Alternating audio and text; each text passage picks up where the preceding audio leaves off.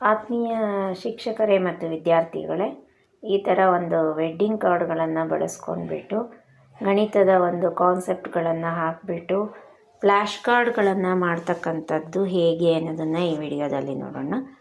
ಇಲ್ಲಿ 2 ಅಂಕದ ಪ್ರಶ್ನೆಗಳಿಗೆ ಏನೇನಿರುತ್ತೆ ಅನ್ನೋದನ್ನು ಮಕ್ಕಳಿಗೆ ತಿಳಿಸ್ಲಿಕ್ಕೆ ಸುಲಭವಾಗಲಿಕ್ಕೆ ಮಾಡ್ಕೊಂಡಿರ್ತಕ್ಕಂಥದ್ದು.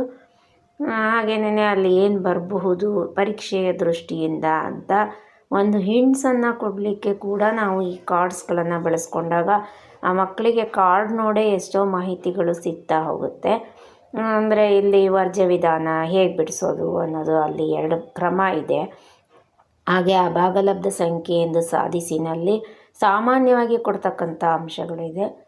ಮಾಸ ಮತ್ತು ಲಾಸಕ್ಕೆ ಸಂಬಂಧಿಸಿದಂತೆ ಅಲ್ಲಿ ಅವಿಭಾಜ್ಯ ಅಪವರ್ತನಗಳು ಯಾವುದು ಮತ್ತು A × B = H × L ಅಂತಕ್ಕಂಥದ್ದು. ವರ್ಗ ಸಮೀಕರಣದ ಶೋಧಕ ಯಾವಾಗ ಸ್ವಭಾವ ಇರುತ್ತೆ.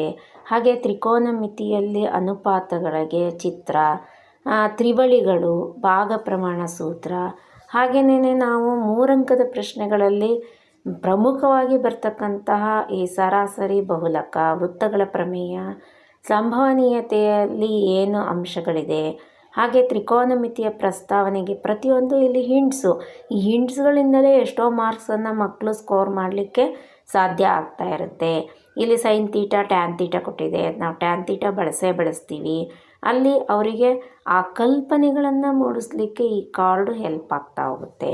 ಹಾಗೆಯೇ ಇಲ್ಲಿ ಒಂದು ಚಿತ್ರ ಮಕ್ಕಳಿಗೆ 5 ಅಂಕದ ಪ್ರಶ್ನೆಗಳನ್ನು ಬಿಡಿಸ್ಬೇಕಾದ್ರೆ ಈ ಜೋಡಣೆ ಇದ್ದಾಗ ಏನು ತಗೊಳ್ಬೇಕು ಅನ್ನೋ ಕಾನ್ಸೆಪ್ಟ್ ಇರಲ್ಲ.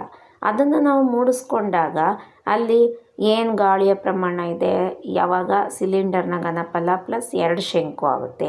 ಹಾಗೆ 2 ಅರ್ಧಗೋಳ ಕೊರ್ದಿದೆ ಅಂದಾಗ ಮೈನಸ್ ಮಾಡಬೇಕು. ಈ ಥರ ಕಾನ್ಸೆಪ್ಟ್ಗಳನ್ನು ನಾವು ತುಂಬಿದಾಗ ಅಲ್ಲಿ ಸೂತ್ರಗಳು ಕೂಡ ಬಳಕೆ ಮಾಡ್ತಕ್ಕಂತಹ ಒಂದು ಕಲ್ಪನೆ ಅವರಿಗೆ ಬರ್ತಾ ಹೋಗುತ್ತೆ. ಈ ರೀತಿ ನಾವು ವೆಡ್ಡಿಂಗ್ ಕಾರ್ಡ್ಗಳು ಸುಮ್ಮನೆ ಮನೆಗೆ ಬಂದಿರ್ತವೆ, ಆ ಕಾರ್ಡ್ಗಳನ್ನು ನಾವು ಸುಮ್ಮನೆ ಬಿಸಾಕ್ತೀವಿ. ಅದರ ಬದಲಾಗಿ ಇರೋ ಕಾರ್ಡ್ಗಳನ್ನೇ ಬಳಸ್ಕೊಂಡ್ಬಿಟ್ಟು ಗಣಿತಕ್ಕೆ ಸಂಬಂಧಪಟ್ಟಂತೆ ನಾವು ಅನೇಕ ಫ್ಲ್ಯಾಶ್ ಕಾರ್ಡ್ಸ್ಗಳನ್ನು ಮಾಡಿ ಇಟ್ಕೊಂಡಾಗ ನಮಗೇನೆ ಹೆಲ್ಪ್ ಆಗುತ್ತೆ. ಮಕ್ಕಳಿಗೆ ಗ್ರೂಪ್ ಸ್ಟಡೀಲಿ ಕೊಡಲಿಕ್ಕೆ ಹೆಲ್ಪ್ ಆಗುತ್ತೆ. ಆ ಮಕ್ಕಳಿಗೆ ರಿವಿಷನ್ ಮಾಡೋವಾಗ ಸುಲಭ ಆಗುತ್ತೆ. ಇವೆಲ್ಲವನ್ನು ನಾವು ಬಳಕೆಯನ್ನು ಮಾಡಿದರೆ ಆ ಮಕ್ಕಳಿಗೂ ಮನೆಯಲ್ಲಿರ್ತಕ್ಕಂಥ ವೆಡ್ಡಿಂಗ್ ಕಾರ್ಡ್ಸ್ಗಳಲ್ಲಿ ಅವರೇ ಬರೆದಿಟ್ಕೊಂಡ್ರೆ ಪರೀಕ್ಷೆ ಟೈಮಲ್ಲಿ ಹೆಲ್ಪ್ ಆಗುತ್ತೆ ಅವರಿಗೆ. ಸುಮ್ಮನೆ ಎಲ್ಲೆಲ್ಲೋ ನೋಟ್ಸು ಸರಿಯಾಗಿ ಇಟ್ಕೊಂಡಿರಲ್ಲ, ಆಮೇಲಿಂದ ಎಲ್ಲೆಲ್ಲೋ ಬರ್ಕೊಳ್ತಾರೆ ಕೆಲವು ಮಕ್ಕಳು. ಆವಾಗ ಈ ಥರ ಒಂದು ನಾವು ಮಾಡಿ ತೋರಿಸಿದಾಗ ಅವರು ಮಾಡಿ ಕಲಿತ್ಕೊಂಡು ತಾವು ಕೂಡ ಅದನ್ನು ಅಳವಡಿಸ್ಕೊಳ್ತಾರೆ. ಹಾಗಾದ್ರೆ ಈ ರೀತಿಯಾಗಿ ನಾವು ಮಾಡ್ಬೋದಾಗಿರ್ತಕ್ಕಂತಹ ಕೆಲವೊಂದು ಫ್ಲ್ಯಾಶ್ ಕಾರ್ಡ್ಸ್ಗಳನ್ನು ಇಲ್ಲಿ ಪರಿಚಯ ಮಾಡ್ತಾ ಇದ್ದೀನಿ. ಮೊದಲನೇದು ಇಲ್ಲಿ 2025-26ನೇ ಸಾಲಿನಲ್ಲಿ ಪ್ರಶ್ನೆಗಳ ಕಲಿಕೆಗೆ ದಾರಿ ಅಂತ ಬರ್ತಿದೆ. ಅಂದರೆ 2, 3, 4, 5 ಈಗ ಆಲ್ರೆಡಿ ನೀವು ಮೊದಲು ಸ್ಟಾರ್ಟಿಂಗಲ್ಲಿ ನಾನು ತೋರಿಸಿದ್ದೀನಿ, ಅದನ್ನೇ ಇಲ್ಲಿ ಒಳಗಡೆ ಹಾಕಿರ್ತಕ್ಕಂಥದ್ದು. ಹಾಗೆಯೇ ಗ್ರಾಫ್ ಮತ್ತು ವರ್ಜ್ಯ ವಿಧಾನ ಎರಡೂ ಒಟ್ಟಿಗೆ ತಗೊಂಡಾಗ ಗ್ರಾಫ್ನ ನಾನು ಮಾಡಿದ ಮೇಲೆ ವರ್ಜ್ಯ ವಿಧಾನವನ್ನು ಹೋಲಿಕೆ ತಾಳೆ ಮಾಡಿದರೆ ನನಗೆ ಗ್ರಾಫಲ್ಲಿ ಬಂದಿರೋ x ಮತ್ತು y ಬೆಲೆ, ವರ್ಜ್ಯ ವಿಧಾನದಲ್ಲಿ ಬಂದಿರುವ x ಮತ್ತು y ಬೆಲೆ ಒಂದೇ ಅಂತಕ್ಕಂಥದ್ದು ಗೊತ್ತಾಗುತ್ತೆ. ಆವಾಗ ಆ ಮಕ್ಕಳಿಗೆ ಎರಡೂ ಕೂಡ ಕಲ್ತಂಗಾಗುತ್ತೆ, ಜೊತೆಗೆ ಹೋಲಿಕೆ ಮಾಡ್ದಂಗೆ ಆಗುತ್ತೆ. ನಾನು ತಪ್ಪೆಲ್ಲಿ ಮಾಡಿದ್ದೀನಿ ಅನ್ನೋದು ಗೊತ್ತಾಗುತ್ತೆ. ವರ್ಜ್ಯ ವಿಧಾನದಲ್ಲಿ ತಪ್ಪು ಮಾಡಿದ್ದೀನೋ ಅಥವಾ ಗ್ರಾಫಲ್ಲಿ ತಪ್ಪು ಮಾಡಿದ್ದೀನ ಅನ್ನೋದನ್ನು ಹೋಲಿಕೆ ಮಾಡಲಿಕ್ಕೆ ಎರಡನ್ನೂ ಕೂಡ ನಾವು ತಗೊಂಡಾಗ 4 ಮಾರ್ಕ್ಸ್ ಗ್ರಾಫ್ಗೆ, 2 ಮಾರ್ಕ್ಸ್ ವರ್ಜ್ಯ ವಿಧಾನಕ್ಕೆ, ಹಾಗಾದ್ರೆ 4 + 2 6 ಮಾರ್ಕ್ಸನ್ನು ಆ ವಿದ್ಯಾರ್ಥಿಗಳು ಸುಲಭವಾಗಿ ಕಲಿತಾರೆ. ಹಾಗೆ ರಸಪ್ರಶ್ನೆ ಕಾರ್ಡ್ಗಳನ್ನು ಕೂಡ ನಾವು ಈ ಥರ ವೆಡ್ಡಿಂಗ್ ಕಾರ್ಡಲ್ಲಿ ಮಾಡಿಟ್ಕೋಬೋದು. ಅದರಲ್ಲಿ ಇಲ್ಲಿ ನಾನು ಬರೀ ವ್ಯಾಖ್ಯೆಗಳನ್ನೇ ಬರೆದಿದ್ದೀನಿ. ಆ ವ್ಯಾಖ್ಯೆಗಳನ್ನು ಒಂದೇ ಕಡೆ ಇದ್ದಾಗ ಮಕ್ಕಳಿಗೆ ಓದಲಿಕ್ಕೆ ಖುಷಿಯಾಗುತ್ತೆ. ಹಾಗೆಯೇ ತೇಲ್ಸ್ ಪ್ರಮೇಯ ಆಧಾರಿತವಾದ ಕ್ವಶನ್ ಪೇಪರಲ್ಲಿ ಇರ್ತಕ್ಕಂಥ ಎಲ್ಲ ಸಮಸ್ಯೆಗಳನ್ನು ಒಂದೇ ಕಡೆ ಬಿಡಿಸಿದಾಗ ಅವರಿಗೆ ಈಸಿ ಆಗುತ್ತೆ. ಸುಮ್ಮನೆ ಪ್ರಶ್ನೆ ಪತ್ರಿಕೆಯನ್ನು ನಾವು 1 ರಿಂದ 38 ಪ್ರಶ್ನೆ ಬಿಡಿಸೋದ್ರ ಬದಲಾಗಿ ಗಣಿತದಲ್ಲಿ ಈ ಥರ ಥೀಮ್ ವೈಸ್ ಕಾರ್ಡ್ಸ್ ರೆಡಿ ಮಾಡಿಕೊಂಡಾಗ ಮಕ್ಕಳಿಗೆ ಕಲಿಕೆಗೆ ಈಸಿ. ಆ ಮಕ್ಕಳು ಆವತ್ತಿನ ದಿವಸ ಬಂದಿರಲಿಲ್ಲ ಅಂದರೂ ಕೂಡ ಈ ಕಾರ್ಡನ್ನು ಇಸ್ಕೊಂಡ್ಬಿಟ್ಟು ಅವರು ಹೋಲಿಕೆ ಮಾಡಿ ಕಲೀಲಿಕ್ಕೆ ಕೂಡ ನಮಗೆ ಸುಲಭ ಆಗುತ್ತೆ. ಹಾಗೆಯೇ 5 ಅಂಕದ ಪ್ರಶ್ನೆಗಳನ್ನು ಕೂಡ ಈ ಒಂದು ಕಾರ್ಡ್ ಒಳಭಾಗದಲ್ಲಿ ಮತ್ತೊಂದು ಕಾರ್ಡನ್ನು ಅಟ್ಯಾಚ್ ಮಾಡಿಬಿಟ್ಟು ಅದರಲ್ಲಿ 5 ಅಂಕದ ಪ್ರಶ್ನೆಗಳು 1, 2, 3 ಹಾಕಲಿಕ್ಕೆ ಸಾಧ್ಯತೆ ಇದೆ. ನೆಕ್ಸ್ಟು ಮಾದರಿ ಪ್ರಶ್ನೆ ಪತ್ರಿಕೆಯಲ್ಲಿ ಬಂದಿರತಕ್ಕಂತಹ ಸರಾಸರಿ ಮತ್ತು ಬಹುಲಕಗಳಿಗೆ ಸಂಬಂಧಿಸಿದಂತೆ ಈ ಒಂದು ಕಾರ್ಡು. ಹಾಗೆಯೇ ವಾಸ್ತವ ಸಂಖ್ಯೆಗಳಲ್ಲಿ 1 ಅಂಕದ ಪ್ರಶ್ನೆ, 2 ಅಂಕದ 2 ಪ್ರಶ್ನೆ ಇರುತ್ತೆ.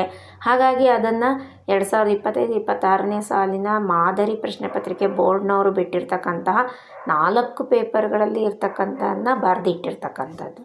ಹಾಗೆಯೇ ತ್ರಿಭುಜಗಳಿಗೆ ಸಂಬಂಧಿಸಿದಂತೆ ಸಾಧಿಸಿ ಲೆಕ್ಕಗಳು 3 ಅಂಕದ್ದು 4 ಪ್ರಶ್ನೆ ಸಿಗುತ್ತೆ. ಹಾಗಾಗಿ ಈ ಕಾರ್ಡಲ್ಲಿ ನಾವು 4 ಪ್ರಶ್ನೆನ ಬರೆದಾಗ 4 ಪೇಪರಿಂದು ಕೂಡ ಹೋಲಿಕೆ ಮಾಡಿ ನೋಡಿ ಅವರು ಕಲೀಲಿಕ್ಕೆ ಸುಲಭ ಆಗುತ್ತೆ. ಹಾಗೆ ವೃತ್ತಗಳಿಗೆ ಸಂಬಂಧಿಸಿದ ವಿಸ್ತೀರ್ಣಗಳು ಇದಕ್ಕೆ 3 ಅಂಕ, ಇದನ್ನು ಕೂಡ ಕೊಟ್ಟಿದೆ. ಹಾಗೆ ಸಂಭವನೀಯತೆಗೆ ಸಂಬಂಧಿಸಿದಂತೆ 1+3 ಅಂಕ ಇರುತ್ತೆ, ಅಂದರೆ ಅದನ್ನು ಕೂಡ ಕೊಟ್ಟಿದೆ. ನೆಕ್ಸ್ಟು 1 ಅಂಕದ ನೇರ ಪ್ರಶ್ನೆಗಳು, ನೇರವಾಗಿ ಉತ್ತರಿಸೋ ಪ್ರಶ್ನೆಗಳಿದ್ದಾವೆ.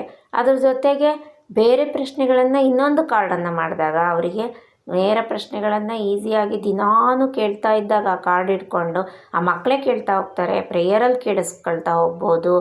ಆಮೇಲೆ ಕ್ಲಾಸ್ ರೂಮಿಗೆ ಎಂಟ್ರಿ ಆದ ತಕ್ಷಣ ಒಂದು 10 ನಿಮಿಷ ಈ ಕಾರ್ಡ್ಗಳಿಗೆ ಅವಲೋಕನಕ್ಕೆ ವಿನಿಯೋಗ ಮಾಡಿದಾಗ ಆ ಮಕ್ಕಳು ರಿಪೀಟ್ ಅವರಿಗೆ ಕಲೀಲಿಕ್ಕಾಗುತ್ತೆ. ಯಾರಿಗೆ ಬರಲ್ಲ ಅದನ್ನು ಹೇಳಿಸ್ಕೊಳ್ಳಿಕ್ಕೆ ಕೂಡ ಸುಲಭ ಆಗುತ್ತೆ. ವೃತ್ತಗಳ 2 ಪ್ರಮೇಯಗಳನ್ನು ಕೂಡ ಇಲ್ಲಿ ಕೊಟ್ಟಿದೆ.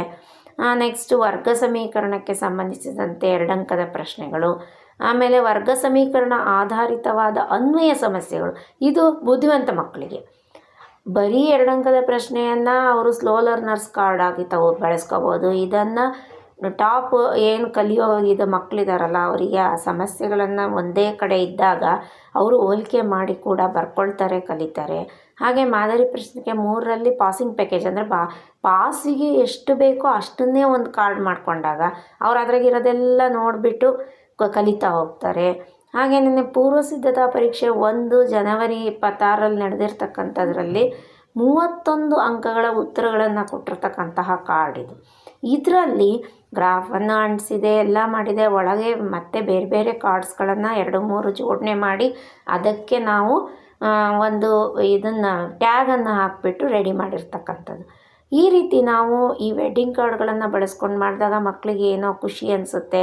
ಅದರಲ್ಲಿ ಯಾರು ಪೂರ್ವಸಿದ್ಧತಾ ಪರೀಕ್ಷೆ 1ರಲ್ಲಿ ಮಿನಿಮಮ್ 30 ಮಾರ್ಕ್ಸು ತೆಗೆದಿರಲ್ಲ ಅಂಥವರಿಗೆ ಈ ಕಾರ್ಡು ಹೆಲ್ಪ್ ಆಗುತ್ತೆ.